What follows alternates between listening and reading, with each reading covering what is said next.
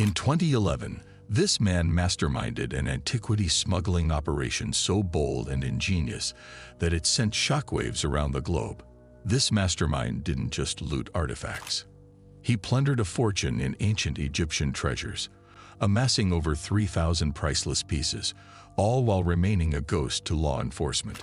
Hailed as the real-life Indiana Jones by the media, this tomb raider executed his daring escapades right under the noses of Egyptian customs officers without a hint of suspicion.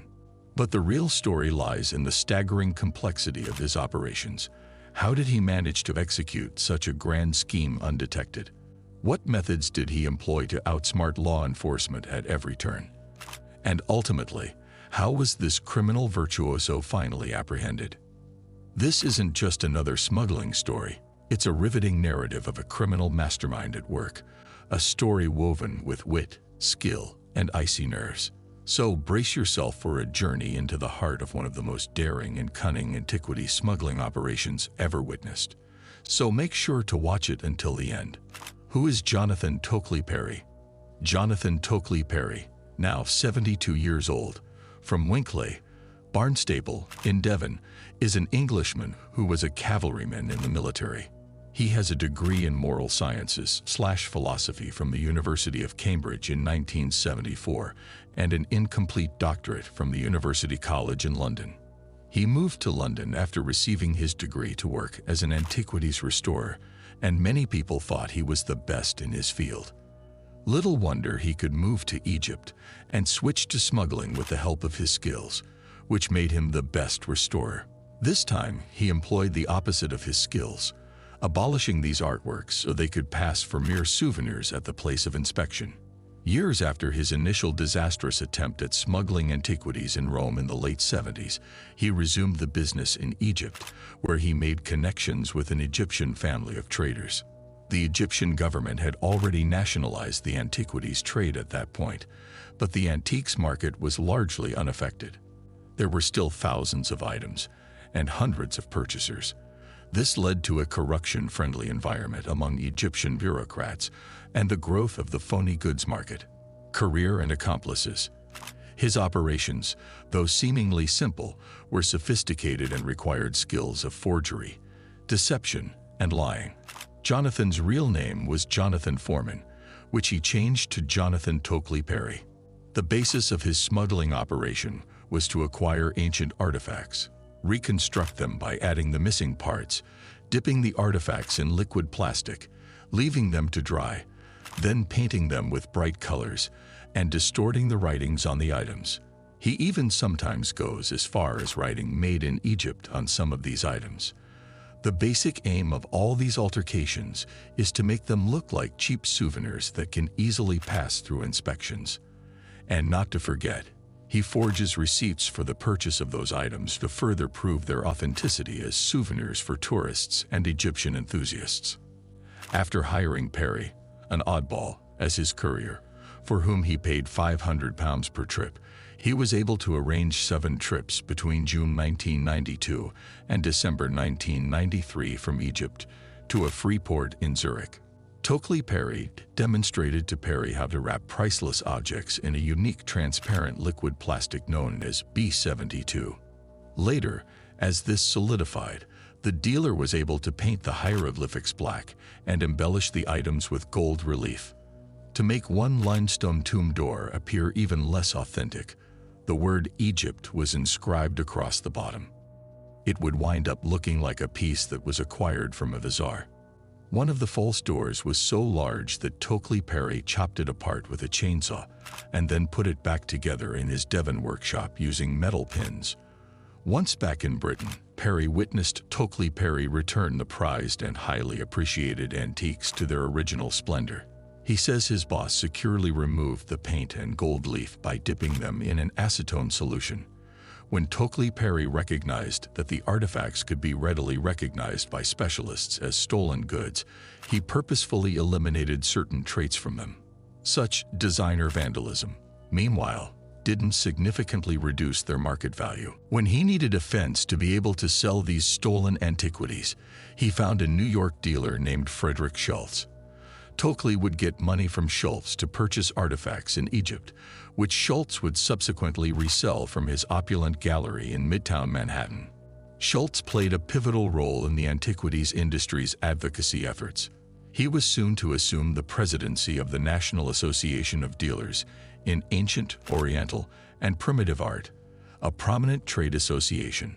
According to all accounts, Mr. Schultz, a preppy-looking Princeton alumnus whose father had served as the Federal Reserve's deputy chairman, was a well-spoken representative of his sector. Not only was he politically astute, but he also forewarned his colleagues that any blatant mistakes would empower their detractors, regardless of the law. Tokeley-Parry alerted Schultz to the insecurity of his phone lines in 1994. In an additional attempt to get around the Egyptian law of 1983, Schultz and Tokeley-Parry staged recently stolen antiquities to appear as though they were part of an antique English collection. They took prescription labels from the turn of the century, reproduced them onto rough paper, baked them in an oven, and then used old tea bags to dab them. Then they put Tokeley-Parry's great-uncle's name on them to make the Thomas Alcock collection. Tokeley-Parry emailed Schultz that he had shipped him 2 painted reliefs from the Old Kingdom, and added that the Egyptian authorities knew the tomb from where the reliefs had come from. Therefore, he was going to send some Tom Alcock labels as well. One of his most daring shipments was a 3,400-year-old Amenhotep III stone head. While laying the foundation for a multi-story building in 1994, laborers in Akhmim, one of the oldest cities in Egypt, located on the Nile River, discovered antiquated artifacts. A priceless headstone, or death stele, from 600 BC was one of the artifacts.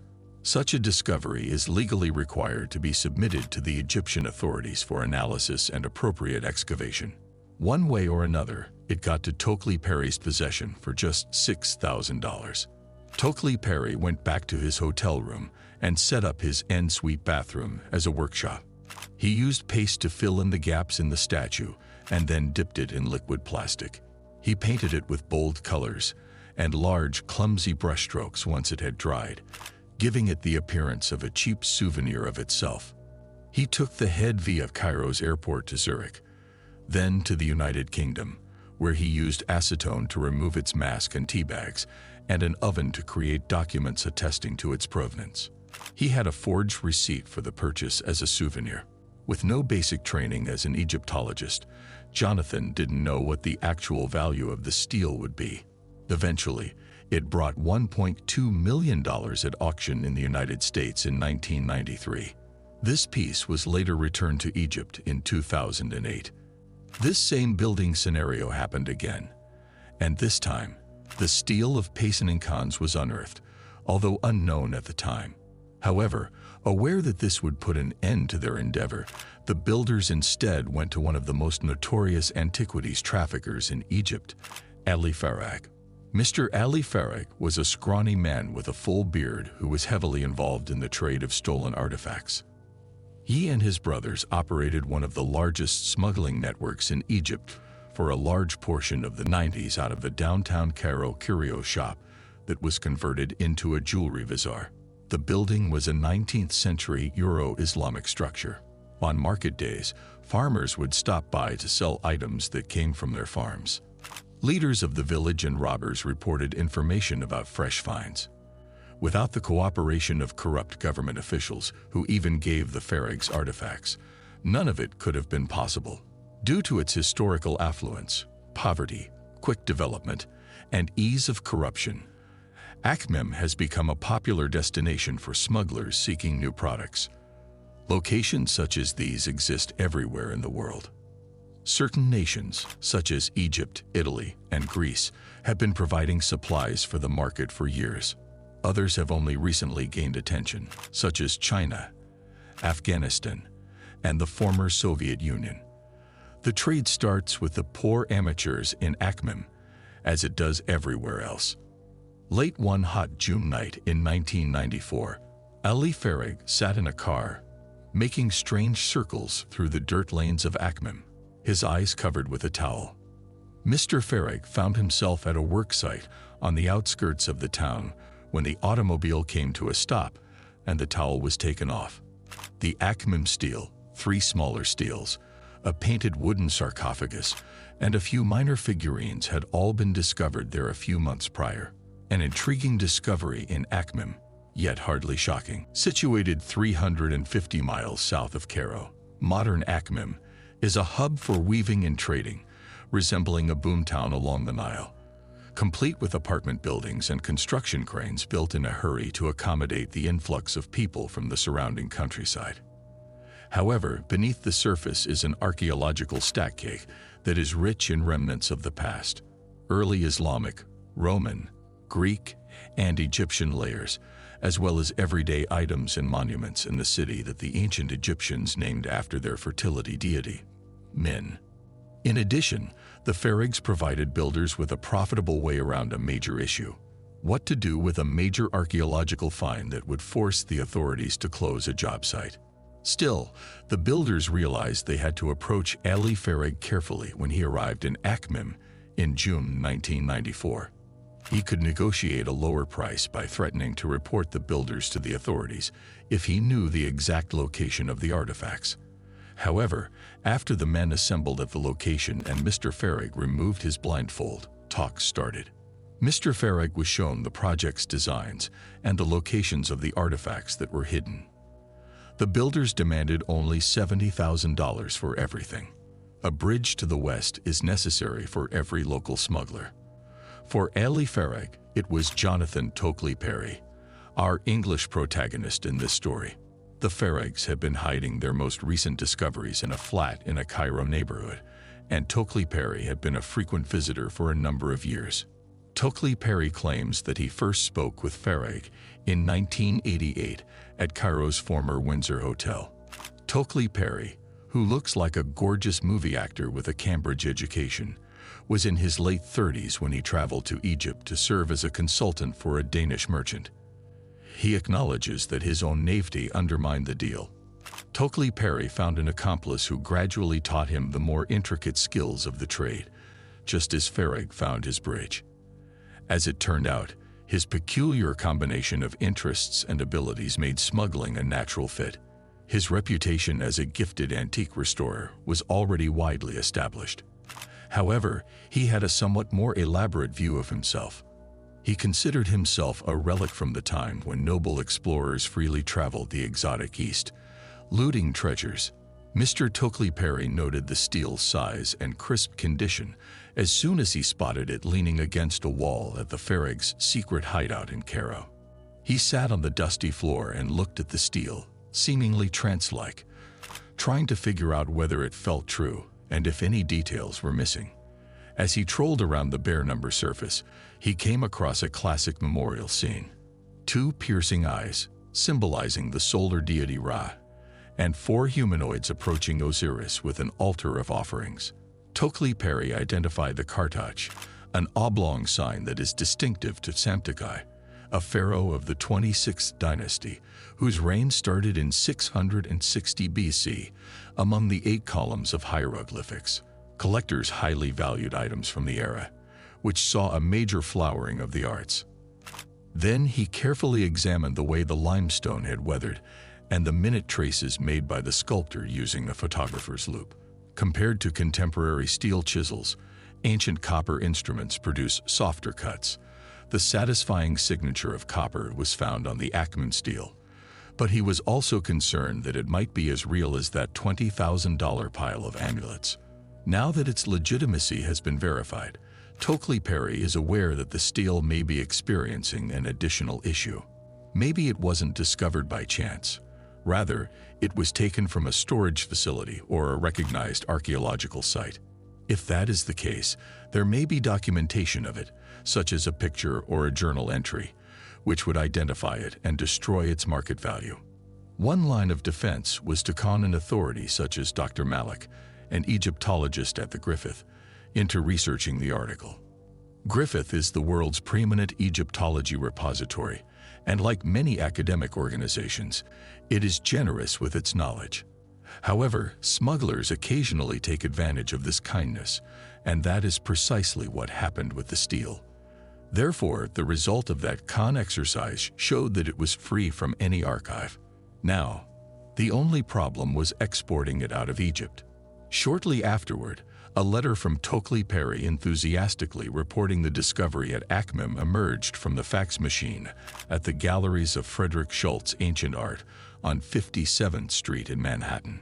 He claimed that the Payson & steel was the best he'd seen for years on the market and that it could be purchased for $70,000 along with the rest of the trove. The letter was a notable document because it stated explicitly what is typically only implied, that artifacts taken from other people are up for grabs.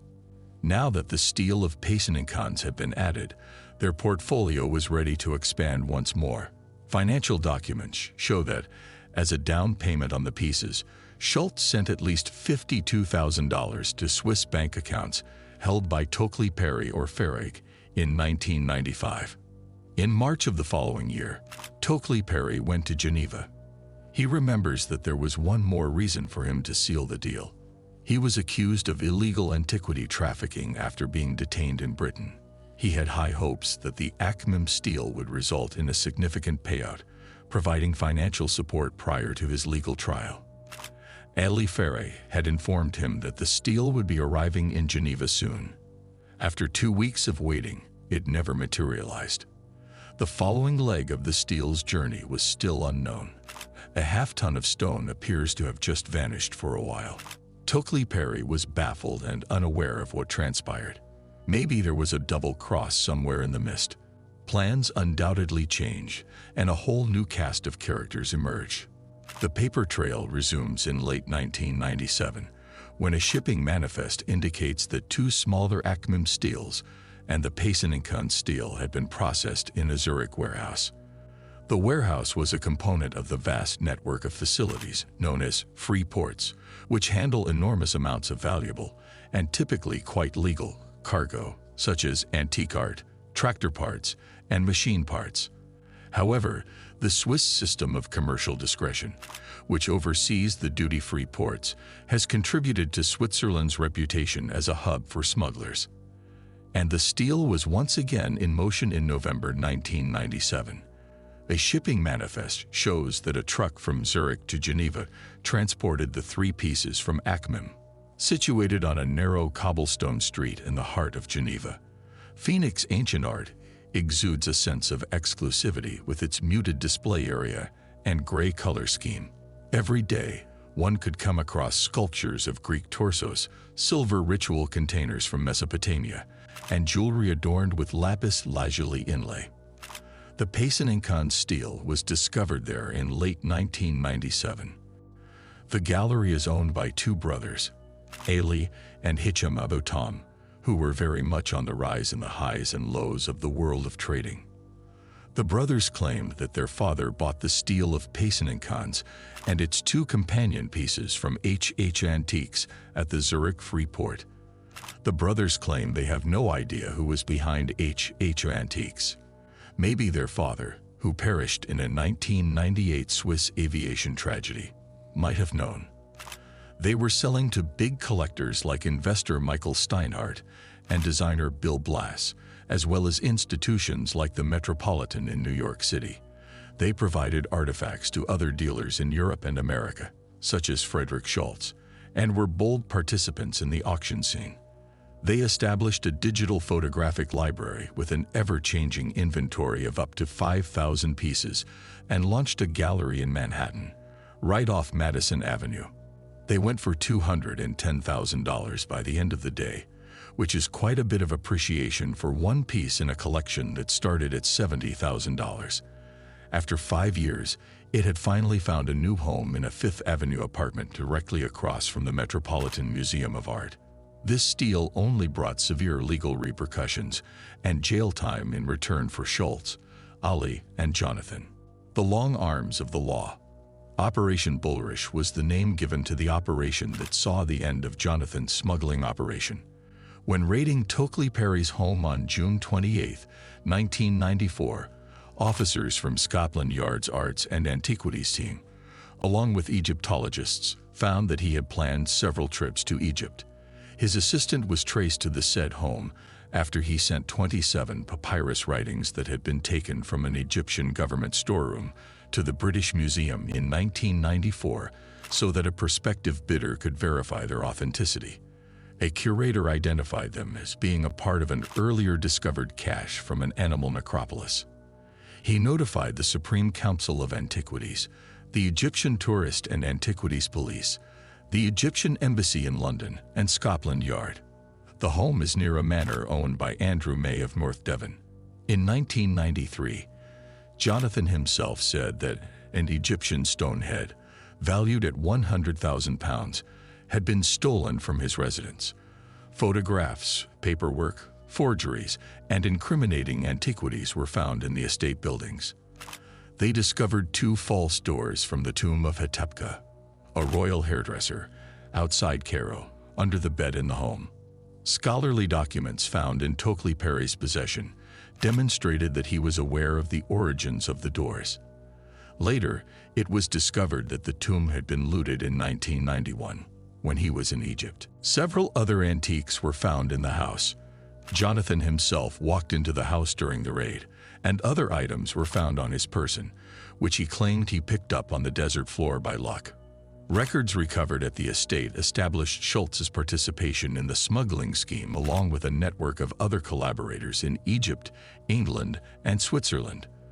For instance, the Swiss accomplice of the Cairo-based Farag family would fabricate documentation to make commodities appear to have originated in Germany when they were shipped to Switzerland. Prior to Tokeley-Parry's trial in January 1997, the British national asked for his passport to be returned so that he might see a former fiancée who had lost her mother in Switzerland. After his scheme backfired, he registered for a new passport using his real name, Jonathan Foreman, and closed his Swiss bank accounts with it.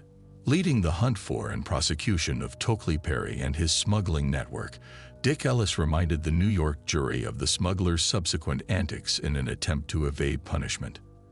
Ellis stated that threats were made against multiple witnesses in the first Tokeley-Parry case in England.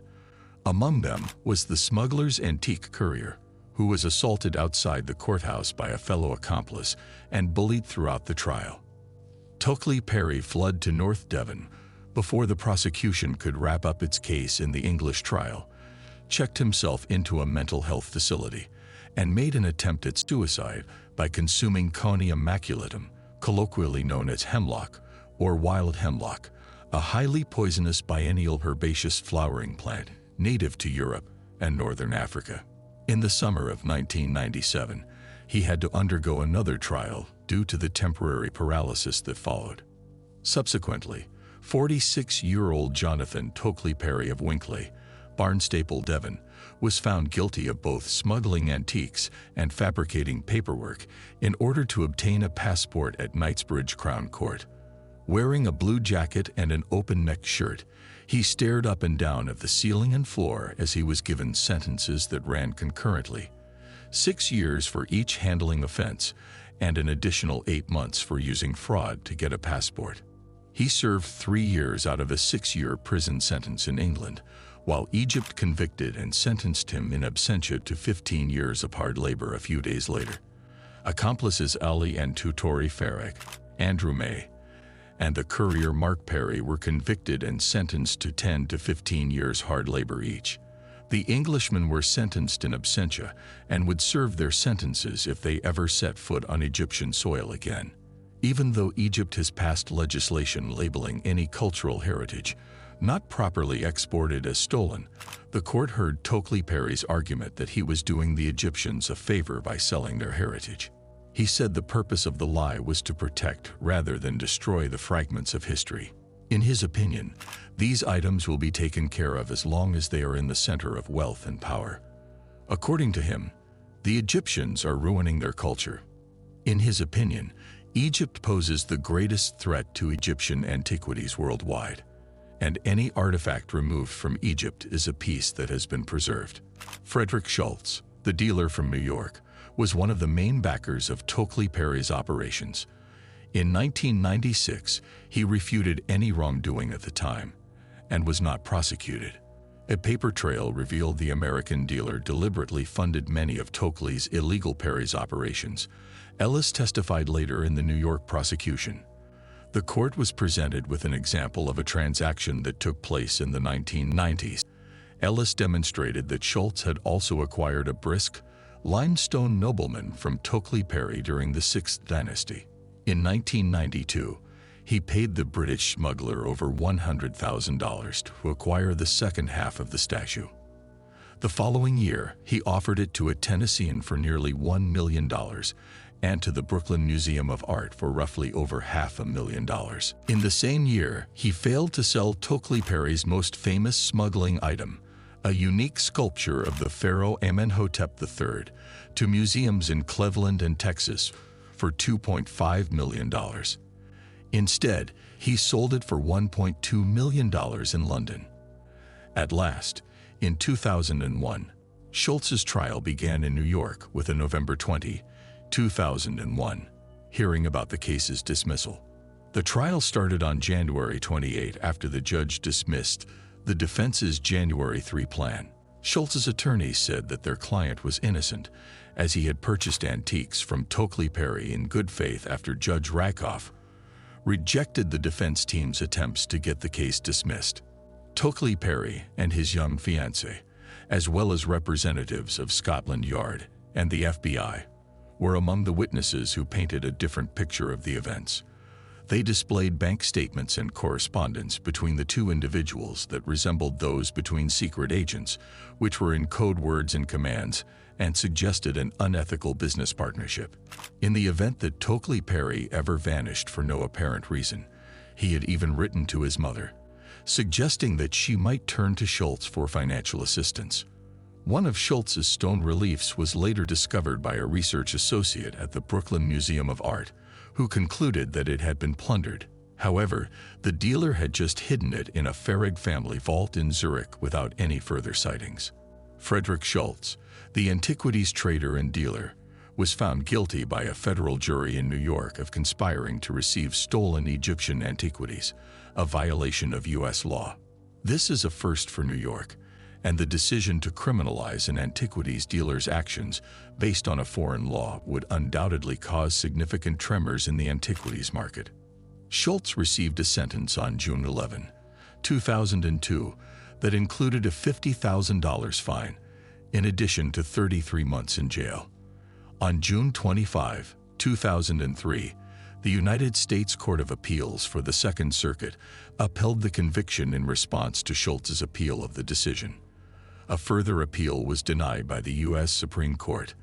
This marked the end of the court proceedings against Jonathan Tokeley-Parry and his accomplices. Tokeley-Parry, who now resides in Sandwich, close to the English coast, has no regrets. He feels that if he had carried out his actions a century ago, he would have been easily knighted and respected. He has begun composing his autobiography. He says that after they're through, he might go back to University College London to finish his unfinished doctorate. The topic of the doctorate is ethics. And here, we've come to the end of our story. If you liked the video, don't forget to hit the like button and subscribe to the channel for more stories like this. See you at the next one.